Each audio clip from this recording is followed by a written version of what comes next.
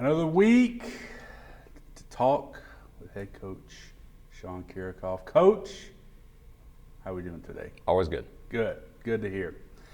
Lots to cover from this past week before we get into a three-match week this week, including home opener, which is very exciting. We'll talk about that for sure.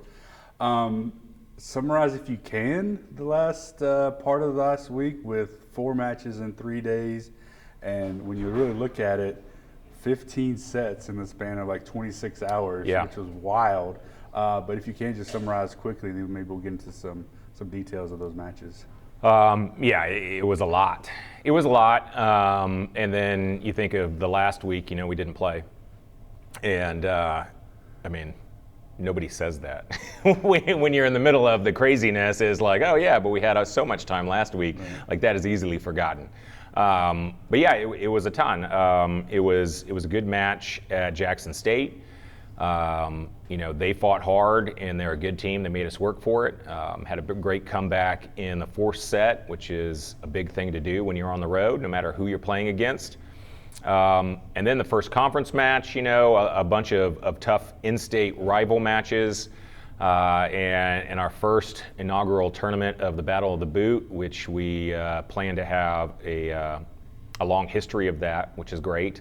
It was a lot of good volleyball in a short amount of time. So maybe let's focus in on that 26-hour span there in the actual tournament part, where we played Tech to 5 sets, ULM to 5 sets, and then Southern to 5 sets. Mm-hmm.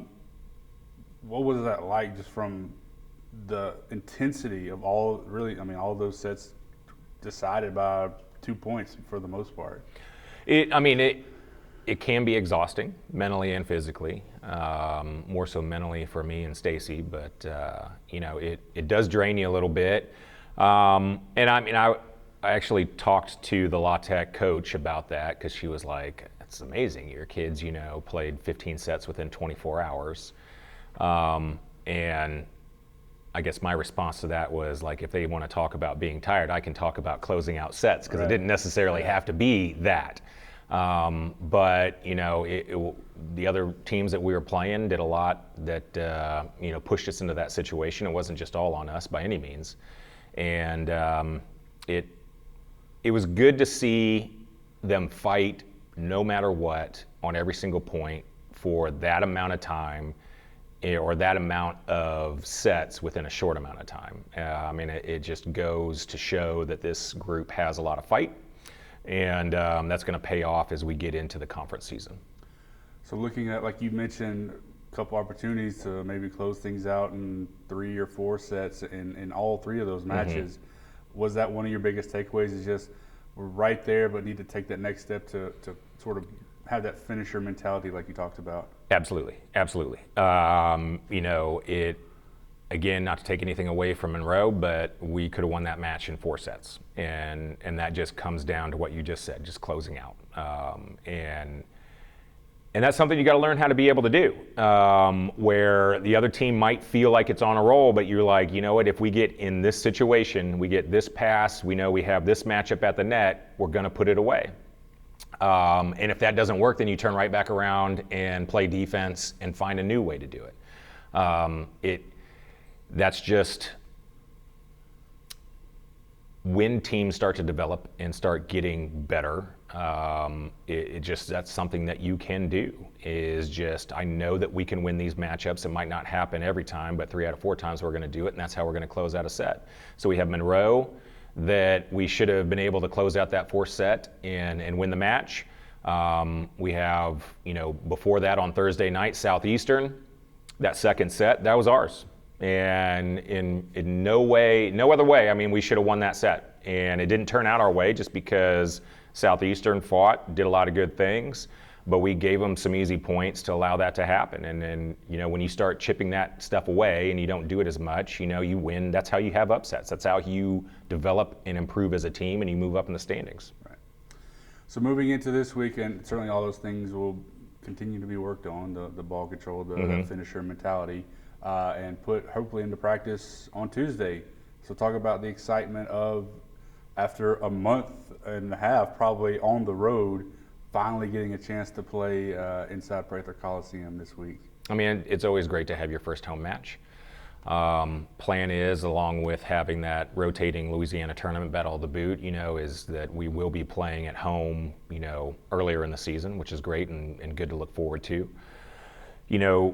Texas Southern is a lot like Southern, in that they've already played other Southland teams and they are pushing them in sets, where you may have like our first set against Southern where we controlled it easily and we kind of cruised through that, but then they turn right back around and they're still right there, and that's something that Texas Southern has been able to do this year. So I believe that we have better matchups, but you got to go out there and produce and be efficient when you touch the ball, or you're going to tell them that they have a chance to win. And like any team, they're going to be like, all right, I'm going to take that opportunity. So it could have some tough situations for us, but we're looking forward to being at home and being able to put that match away.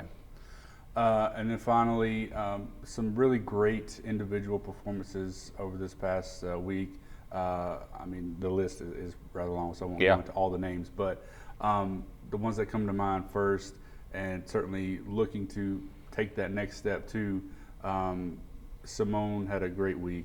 Ashlyn, coming off of her sickness, one of a phenomenal defensive week for her. How important are those two, maybe specifically to what you're trying to do offensively and defensively? I mean, you can't put it into words. Simone does everything for us, and it has to do that.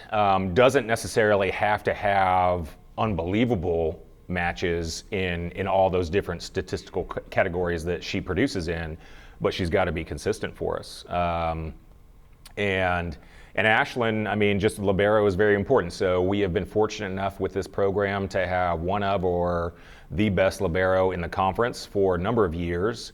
And a lot of what we do up to this point has been based around ball control and defense, and to be in system in serve receive as much as humanly possible, because we're not always, especially when we're outside the conference, going to be able to match up physically with a lot of teams. So you've got to make it hard for that block and that defense to be able to just to line up and know what you're going to do.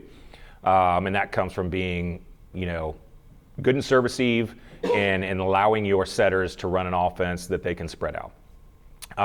And that's something, while we talked about, Ashlyn had a great first weekend, but there was a lot of room for improvement that needed to happen, whether it was, passer rating and serve receive or just number of total digs. I mean, she made great plays, but it's like we've got to be more consistent on the regular day-to-day plays. And she did that. This whole week. I mean, she put up big numbers and improved in her passer rating as well. So it was great to see a lot of improvement for her. And then Simone just really stepped up. And there was a couple situations, specifically in Jackson and then in the match in Southern, to where it was a lot, whether things weren't going our way or she had struggled from a play to play. Where it'd be very easy for any player to kind of step back and be like, I need a mental break. And she pushed harder and just made the choice of, I'm going to be more vocal. I'm going to try harder at this, whatever that is. And just, I'm going to provide something no matter what the situation is. And so I was very proud of her, because she did a fantastic job in some difficult situations that we found ourselves in. All right, Coach. Well, thanks so much. And again, home opener Tuesday. Super excited. 2 more conference road games after that, but we get to play at home this week, so it's always exciting. Thanks so much, Coach. Thank you.